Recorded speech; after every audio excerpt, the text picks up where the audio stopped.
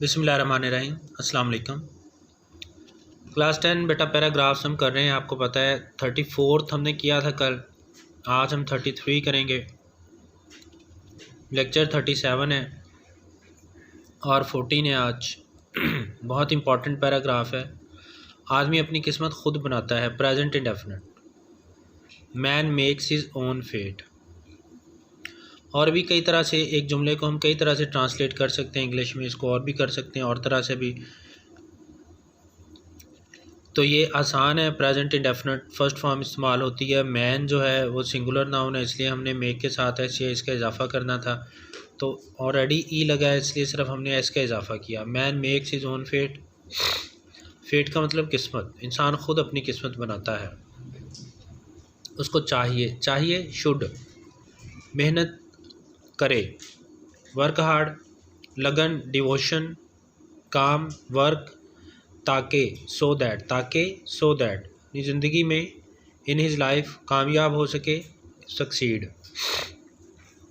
उसको कैसे ट्रांसलेट करेंगे? ही शुड वर्क हार्ड, उसे मेहनत करनी चाहिए। ही शुड वर्क हार्ड, उसे मेहनत करनी चाहिए।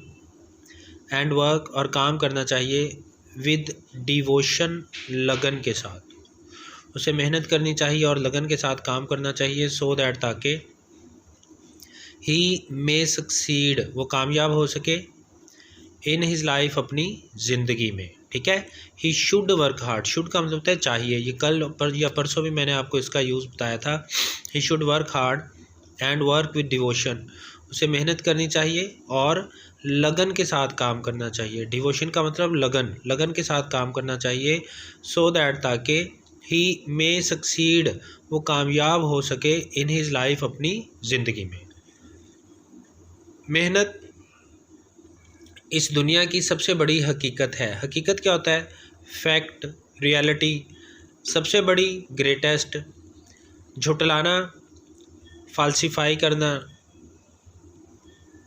डिनाई करना। ठीक है।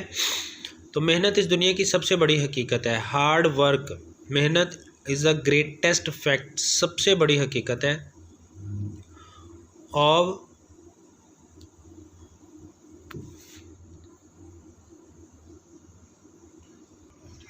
ठीक है, ऑफ दिस वर्ल्ड, इस दुनिया का।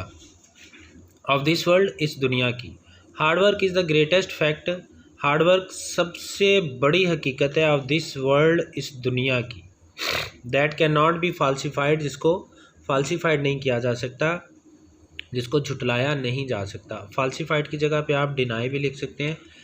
That can not be denied, जिसको झुटलाया नहीं जा सकता। अगर हम माजी में नज़र दौड़ाएं if we look back into the past, तो मालूम होगा we shall come to know. Come to know का मतलब होता है मालूम होना। मालूम होगा future indefinite. We shall come to know, हमें मालूम होगा जितने भी अजीम आदमी गुजरे हैं। That all the great man of the past, उन्होंने मेहनत और हिम्मत से काम लिया। लेबर्ड, मेहनत की। And worked with courage, and और हिम्मत से काम लिया। एंड मेड देयर फेट, और अपनी किस्मत संवारी। ठीक है। अगर हम माजी में नज़र दौड़ाएं तो मालूम होगा, ये प्रेजेंट इंडेफिनिट और फ्यूचर इंडेफिनिट आपको पता है कि दोनों मिलाएं तो फर्स्ट कंडीशनल बनता है। तो ये फर्स्ट कंडीशनल है।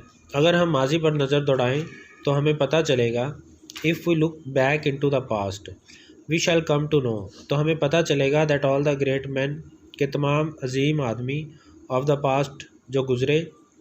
लेबर्ड, उन्होंने मेहनत की। एंड वर्कड विद करेज, और जुर्रत से काम लिया, हिम्मत से काम लिया।